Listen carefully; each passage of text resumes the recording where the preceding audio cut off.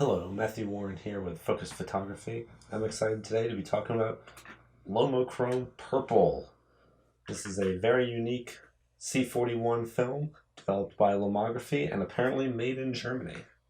And I'll be giving this a try with my 35mm Minolta, and we're going to see what happens with this film.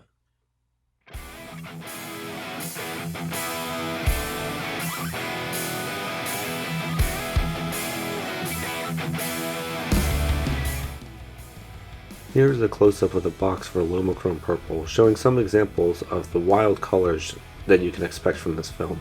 And you'll notice it says this is an ISO 100 to 400 film, which is a bit unique, and we'll talk more about this later. Here I am in downtown DC loading up my reliable Minolta SLR with the LomoChrome Purple. I went down to the DC cherry blossoms at sunrise, being careful to social distance due to coronavirus. So now that I'm all locked and loaded, I went out to shoot the roll, using a variety of subjects and lighting situations to really make the most of this film. I consider the first roll of film to be experimental. I shot them all at ISO 400 as listed on the box, but discovered that I didn't really like the character. As you can see here, there's a nice purple color, but the shots look a little muddy.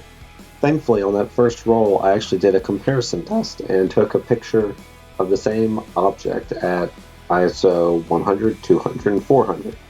And I just pretty quickly figured out that I liked 100 by far the best. I think the film should really be listed as an ISO 100 film, even if you can underexpose it a little bit. The next roll was all shot at ISO 100, and the results were much better. Here's a few examples of my favorites from that roll. So this image here shows what's really happening to the colors in a given image. It's very clear that the green and yellow are turning into blue and purple. Before, the shorter wavelengths and the longer wavelengths are staying pretty similar to the colors that they were before. So the lighter blues and the reds are going to look really similar, but any leaves or anything that's a strong green is going to change into this purple color, and that's what really gives the LomoChrome its unique character. So you can see that my bright orange teddy bear really didn't change color in a dramatic way, but the green grass that was behind the teddy bear looks very different than it did in the digital image.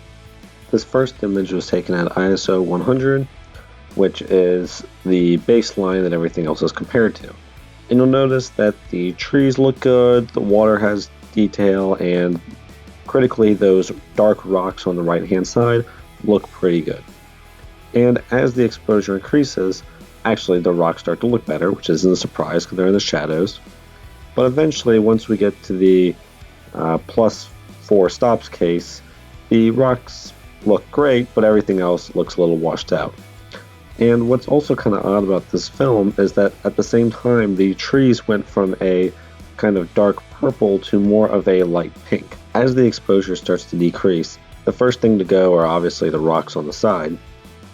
By the time we get down to ISO 400, which is what's recommended on the box, the image starts to be not very good. The water's already too dark in my opinion, and the rocks have lost almost all their contrast. The one interesting thing is that the purple kind of in the trees starts to become more pronounced. And then anything less exposed than ISO 400 is basically unusable. So all in all, this film's actually a lot of fun. It's important to keep in mind that the purpose of it is not to accurately reproduce what you see in the world.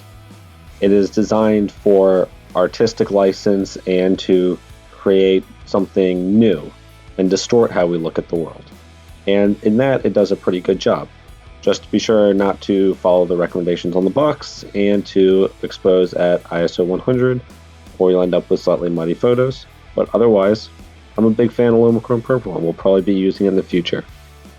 Please subscribe and like this video.